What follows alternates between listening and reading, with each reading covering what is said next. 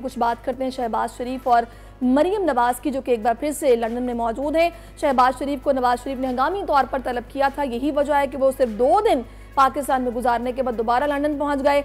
मरीम नवाज का दौरा पहले से शेड्यूल था। खानदानी ज़राए के मुताबिक मरीम नवाज लंदन में अपनी बेटी के दाखिले के लिए गई हैं और दूसरी तरफ इलेक्शन कमीशन ने जनवरी के आखिरी हफ्ते में आम इंतखाबात कराने का ऐलान किया, लेकिन कोई हतमी तारीख नहीं दी गई। गुज़श्ता रोज़ chief election commissioner Sikandar Sultan Raja की ज़ेर सदारत इलेक्शन कमीशन का इजलास में फैसला हुआ कि 30 नवंबर को हल्का बंदियों की फहरिस्त जारी कर दी जाएगी और 54 दिनों के अंदर कहा जा रहा है कि इलेक्शन जो है वो करवाए जाएंगे। इसी सारी सूरत हाल पर बात करने के लिए चौधरी तबरेज साहब लंदन से इस वक्त हमें ज्वाइन कर चुके हैं। उनके चहमगोइयाँ बहुत सारी हो रही हैं। तबरेज साहब, मुझे सबसे पहले यही बता दीजिए कि यहाँ पर बहुत सारी क़यास सराइयाँ हो रही हैं जो ख़ास पैगाम लेकर शहबाज शरीफ पाकिस्तान से लंदन गए हैं, और ये क्या ऐसा हुआ कि उजरत में उन्हें जाना पड़ा कि अभी आए और 2 दिन के बाद फ़ौरन से वापस गए? आपके पास खबरें क्या हैं? जी बहुत शुक्रिया मुझे प्रोग्राम में लेने का। पहली बात तो यही है कि इतना मामला सादा नहीं है जितना लोग समझ रहे हैं।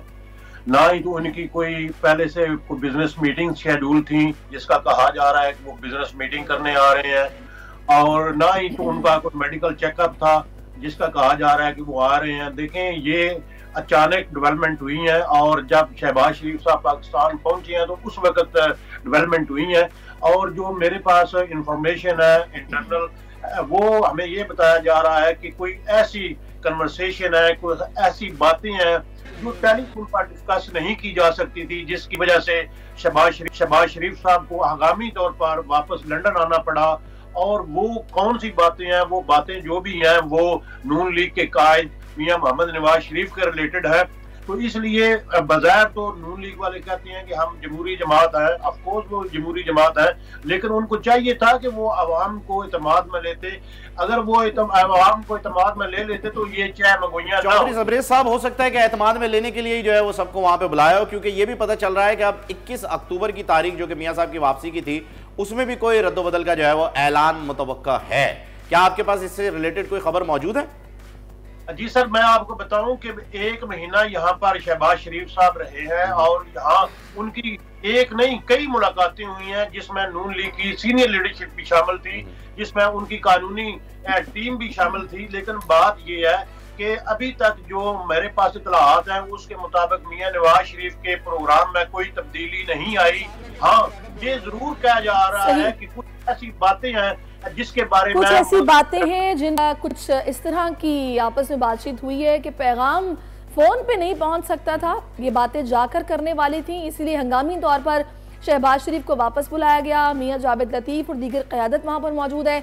मरीम नवाज बज़ाहिर तो अपनी बेटी के एडमिशन के लिए वहां पर गई हैं, लेकिन जाहिर है वो भी इन सारी चीज़ों का हिस्सा होंगी। वो भी, उनकी भी एक राय जो है वो नून लीग में अहमियत रखती है, वो भी वहाँ पर मौजूद होंगी। अभी हालिया एक रिसेंटली स्टेटमेंट आया था मियां साहब की तरफ से जिस पर काफ़ी डिस्कशंस हो रहे हैं और लोग ये भी उस पर बात कर रहे हैं कि बजाय इसके कोई मुआशी प्लान सामने आता है या मियां साहब कोई मईशत को लेकर कुछ चीज़ें वाजे करते हैं, कौम को एतमाद में लेते, उस पर तो बात नहीं की गई। अलबत्ता एक मिट्टी पाव वाला सीन नहीं होगा, कुछ इस तरह का कोई बयान उनका जो सामने आया है उस पर चौधरी तबरेज से हम पूछते हैं कि कुछ लोग हवाला ये दे रहे हैं कि उस बयान के बाद शायद ये आपस में कोई डिस्कशन हुई है या पैगाम रसानी हुई है जो मियां साहब तक अब जाएगी। चौधरी तबरेज, बताइएगा, ये जो आखिरी मियां साहब का स्टेटमेंट आया है, क्या उस हवाले से कोई डिस्कशन है जो हुआ है और आगे पैगाम पहुंचाया जा रहा है?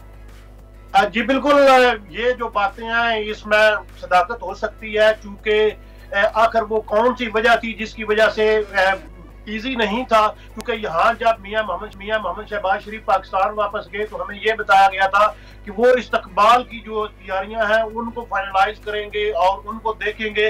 तो अब जो एक बयान आया है उसके बाद यही कहा जा रहा है कि कोई बड़ा खास और अहम पैगाम यही है कि मियां साहब जान दो, और आगे जो है वो इलेक्शन आने वाले हैं, इलेक्शन कमीशन ने ऐलान कर दिया है। तो इसलिए कुछ ऐसी चीजें हैं जो अब डिस्कस करने की जरूरत नहीं है। अगर डिस्कस करेंगे तो वो आने वाले टाइम में के लिए ओवरऑल जो है वो प्रॉब्लम क्रिएट करेगा। अच्छा, तो ये भी तबरेज बताइएगा कि जो मियां साहब की लीगल टीम है वहां पर, जो वकला हैं, वो क्या तैयारी कर रहे हैं? क्योंकि यही कहा जा रहा है कि वकला का बड़ा अहम किरदार है, वरना मियां साहब अगर वापसी आते हैं तो पहले उनके मुकदमात भी सामने खड़े हैं, तो लिहाजा बेहतर है कि वहां से तैयारी के साथ आए, वरना फिर आगे दूसरे मामलात भी हो सकते हैं। जी मेरी बड़ी तफसीली बात हुई थी साबिक वज़ीर कानून आज़म नज़ीर तारड़ साहब से और अता तारड़ साहब से।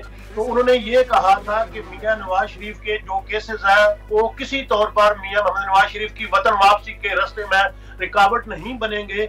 उनका यही कहना था कि जो सुप्रीम कोर्ट का फैसला आया नायब के हवाले से उसमें भी मियां मोहम्मद नवाज शरीफ को कोई परेशानी नहीं है। हाँ, मैंने एक बात जो है वो एक बार नहीं बार बार पूछने और क्लैरिफाई करने की कोशिश की कि हमें ये बताया जाए कि मियां मोहम्मद नवाज शरीफ जब वापस जाएंगे कि कौन सा रास्ता जो है वो आप इख्तियार करेंगे, कौन सा रूट। जी बेहतर चौधरी तबरेज साहब, कौन सा रास्ता जो है वो मियां साहब इख्तियार करेंगे जब वापसी होगी? तो ये तो उसी वक्त पता चलेगा जब मियां साहब की वापसी होगी। इंतजार रहेगा उनकी वापसी का। बहुत बहुत शुक्रिया, आप हमारे साथ रहे।